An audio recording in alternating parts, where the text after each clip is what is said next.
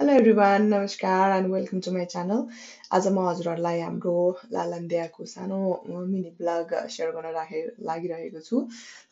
हजुरहरू Denmark बस्नुहुन्छ भने चाहिँ हजुरहरूलाई यो उपयुक्त हुनसक्छ किनकि म डेनमार्कमा बस्छु अनि त्यसपछि यो लालन्दिया भनेको चाहिँ कोपनहेगनभन्दा 1.5 किलोमिटर बाहिर पर्छ। अनि कहिलेकाहीँ तपाईँलाई छोटो ट्रिप बच्चाहरूलाई फुल अफ इन्टरटेनमेन्ट गराउनु मन छ भने चाहिँ लालन्दिया रोपवेको चुज गर्न सक्नुहुन्छ।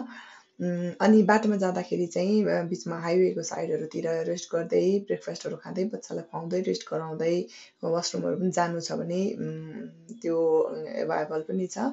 अनि वहाँ गइसकेपछि चाहिँ हजुरले लालन्दियामा पहिला अलरेडी बुकिङ गर्नुपर्ने हुन्छ। अनि बुकिङ गरिसकेपछि चाहिँ लालन्दियामा चाहिँ रिसेप्सनमा गएर आफ्नो चाबी रिसिभ गर्ने अनि रिसिभ गरिसकेपछि आफ्नो लोकेसन एड्रेस अनुसार चाहिँ कस्तो खालको घर बुकिङ गर्नुभएको छ त्यही अनुसार घरमा गएर आफ्नो घर खोल्ने। अनि बिर्सनु नहुने कुरा चाहिँ त्यहाँ जाँदाखेरि हजुरलाई साइडमा पनि मेन्सन गरेको हुन्छ, तर यदि भाषाको प्रब्लम छ र बुझिँदैन जस्तो लाग्छ भने चाहिँ त्यहाँ जानुभन्दा अगाडि बेड कभर अनि त्यसपछि सिरकको खोल चाहिँ आफै लिएर जानु होला किनकि त्यहाँ तपाईँहरूको लागि उपलब्ध हुँदैन।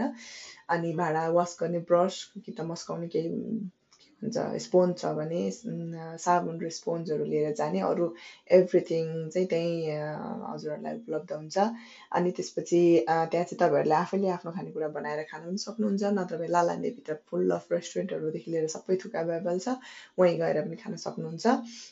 अनि लालन्दियाभित्र चाहिँ के छ त भन्दाखेरि त्यहाँ एकदम एउटा मैले त्यो भित्रको चाहिँ हामीलाई फोटो खिच्नलाई अलाउड हुँदैन र म बच्चाहरूसँग इङ्गेज भएर गर्दा मैले त्यो फोटो त्यो साह्रै क्याप्चर चाहिँ गर्न सकिनँ, र पनि मेरो एउटा साथीले गरेको जति इन्क्लुड छ तिनीहरू चाहिँ मैले यहाँ हालिदिएको छु। अनि त्यहाँभित्र जाँदाखेरि चाहिँ सबैभन्दा मोस्ट इम्पोर्टेन्ट भनेको चाहिँ पानी हो। अनि बच्चाहरूलाई यति धेरै सुविधा छ कि सानो सानो बच्चाहरूदेखि लिएर ठुलोसम्मलाई फुल अफ इन्टरटेनमेन्ट हुने खालको छ। अनि त्यसपछि खेल्ने प्लेग्राउन्ड लायप्लास भन्छ डेनमार्कमा, लायप्लास पनि छ, बच्चाहरूले मजाले इन्जोय गर्छन्। अनि त्यसपछि त्यहाँ स्की गर्ने अनि ट्राम्पोलिनमा रोपमा समातेर माथि ट्राम्पोलिनमा जम्प गर्ने ठाउँदेखि लिएर एकदम ठुलो मान्छेहरूले पनि खेल्ने खालको प्लेग्राउन्डहरू छ। So I hope you guys will choose to go to Rodby Lalandia है। अनि तपाईँहरूलाई केही फर्दर इन्फर्मेसन चाहिन्छ भने मलाई कमेन्ट गर्नुहोला, म हेल्प गर्न सक्छु। अनि तपाईँहरूको एउटा छोटो डेस्टिनेसन इभन विकेन्डमा पनि फ्राइडे गएर स्याटरडे बस्ने अनि सन्डे फर्किने भन्ने छ भने पनि रिजनेबल प्राइसमा तपाईँले पाउन सक्नुहुनेछ। अनि मेरो चाहिँ एउटा सानो ब्लग जस्ट सेयर गरेको, it's not promoting or doing nothing.